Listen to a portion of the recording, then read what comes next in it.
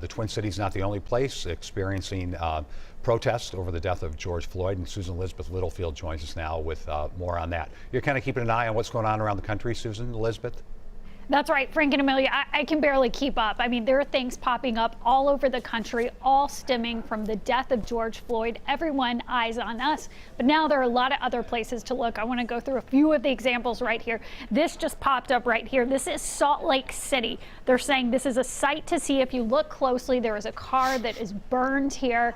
This is a very active scene, one of the protests that just popped up. Let's go to another one for you. And these are cities of all different sizes. This is Raleigh. So now we're talking North Carolina. Very powerful sign right there saying white silence equals violence. That's going on in Raleigh right now. Let's go to another one for you. Back on the West Coast, Seattle.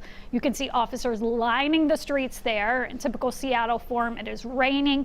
People are actively on the streets protesting as we speak right there, again, in the name of George Floyd. Let's go to another one for you.